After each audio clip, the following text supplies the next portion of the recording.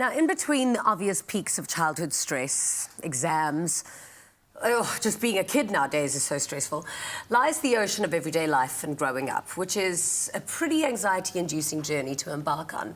Today we welcome to the loft mother and daughter Mandy and Talita Backstrom, who are on that ocean, and they offer their ongoing experience of this real phenomenon to help the rest of us better identify, understand and deal with stress and anxiety. Welcome to the show. Thank you. Thank you. So tell us a little bit about yourselves and your family. Well, Talita's 12-year-old daughter of mine. She's slap bang in the middle of a 5-year-old and a 23-year-old sister. Yeah. So it's a typical middle-aged, middle child syndrome. She suffers from ADHD, so she suffers from concentration problems at school. Her father passed away, so that sets, good set of circumstances for her to experience stress at school level, feeling isolated, feeling left out a lot of the time. So we do have a lot of issues that we try to deal with.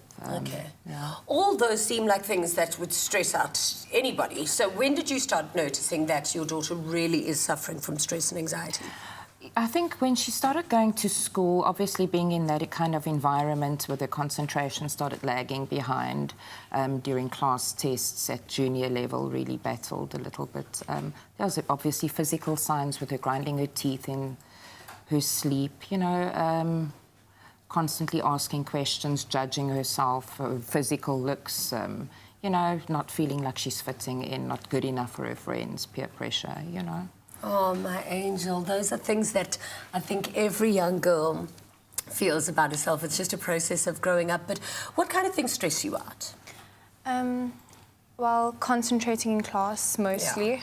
Yeah. Having to worry if I'm falling behind grade-wise. Yeah. Bullying is one of the biggest things.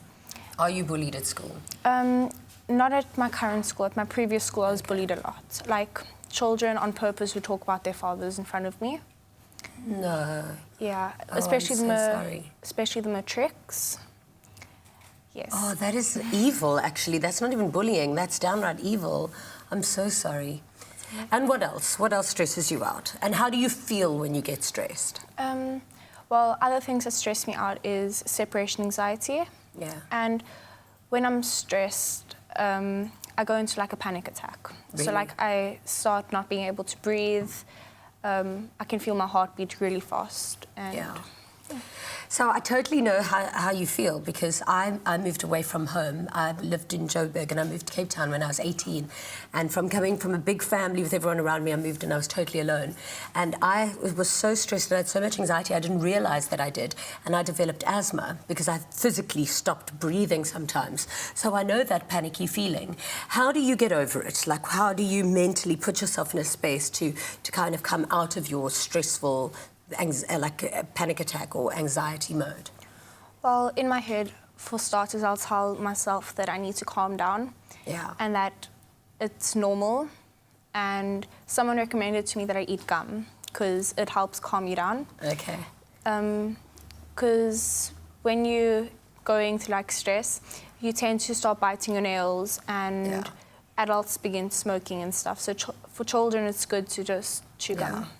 And I heard that you've got a little sister, and you that you panic about her so much that you watch her all the time and you don't let her out of your sight because you don't want anything to happen to her.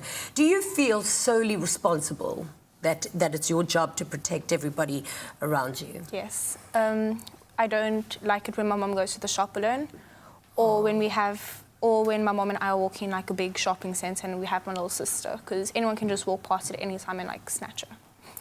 And why do you feel like you aren't good enough and that you aren't keeping up, and you want to be taller and you want to be shorter and you want to be different? I guess it's because I'm the total opposite of most of my friends. Most of my friends have lighter hair and are shorter, and most of them have braces. So I want to look like them constantly because I'm the only tall brunette. I mean, if I could be a tall brunette, that would literally be the best thing in the world for me. You are so lovely, and I hope we can figure out a way to help you so that you don't have to be stressed and anxious about all these things that really shouldn't be worrying you. But I understand where it comes from. But we're going to speak to a doctor a little bit later and then try and help you so that you don't have to be so stressed anymore. Thank you for sharing your story and for being so brave being here. Thanks. Thank you.